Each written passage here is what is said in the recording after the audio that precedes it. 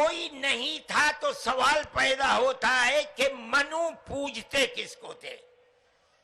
کوئی کہتا ہے کہ شیو کو پوجتے تھے، لیکن ان کے پاس علم نہیں ہے۔ بہت کم لوگ یہ بتاتے ہیں کہ منو کچھ نہیں تھا دنیا میں، وہ اوم کو پوجتے تھے۔ میں نے کہا اوم کون ہے؟ بہت سے لوگوں نے کہا کہ وہ ایک ہوا ہے جن کا کوئی روپ نہیں ہے، کوئی رنگ نہیں ہے، وہ دنیا میں ہر جگہ ہے، ہوا ہر جگہ ہے۔ انہوں نے آسمان بنایا، انہوں نے زمین۔ میں نے کہا کہ ارے بابا، انہی کو تو ہم اللہ کہتے ہیں، انہی کو تو تم ایشور کہتے ہو، اسی کو تو ہم اللہ کہتے ہیں۔ فارسی بولنے والے خدا کہتے ہیں، انگریزی بولنے والے گاڈ کہتے ہیں۔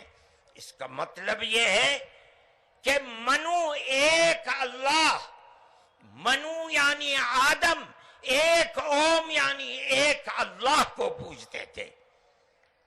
یہ ہمارے ملک کی تاریخ ہے، یہ دنیا کے دھرموں کی تاریخ ہے۔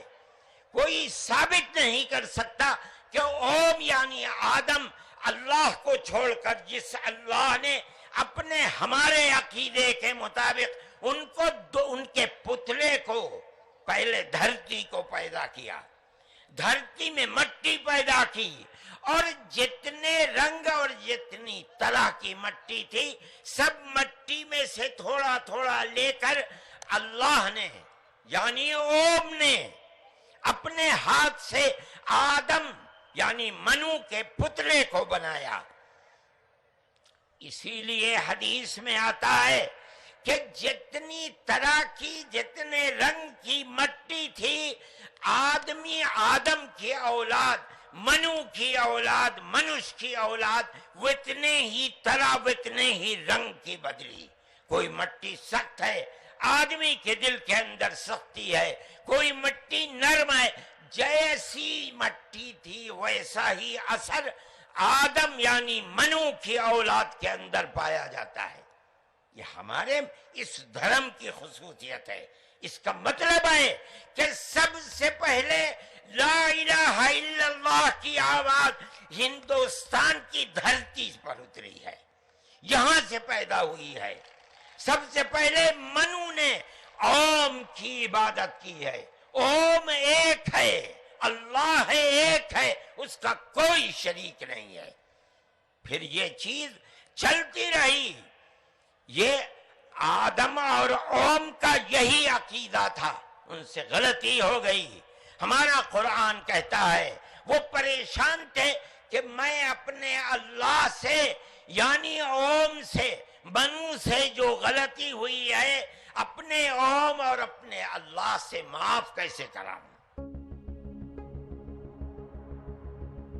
کنتو اس کے بعد جو مدنی صاحب کا وکتویہ ہوا، ہم کوئی اس سے سہمت نہیں ہیں، اور میں آپ سے نویدن کرنا چاہتا ہوں، ہمیں کیول جوڑنے کی بات اگر کرنی ہے، پیار محبت کی کیجئے۔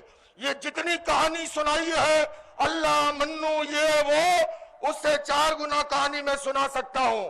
میں مدنی صاحب، آپ میرے پتا تلیہ ہیں، میں آپ کو دعوت دیتا ہوں ساسرارتھ کے لیے۔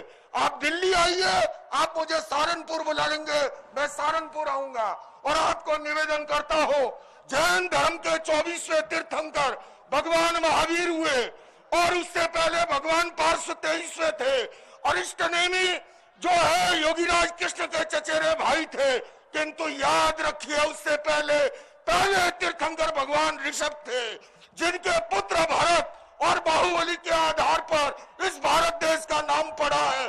آپ ایسے نہیں مٹا سکتے۔ آپ نے جو بات کہی ہے میں سہمت نہیں ہوں، اور میرے سارے سارو دھرم کے سنت کوئی اس سے سہمت نہیں ہے۔ ہم کیول سہمت ہیں آپس میں مل جل کے رہیں، پیار سے رہیں، محبت سے رہیں، اور اس کے سوا یہ جو کہانی او منو اللہ اس کی اولاد، یہ فالتو کی باتیں ہیں، سارا پلیتا لگا دیا، ایکتا کے سدبھاونا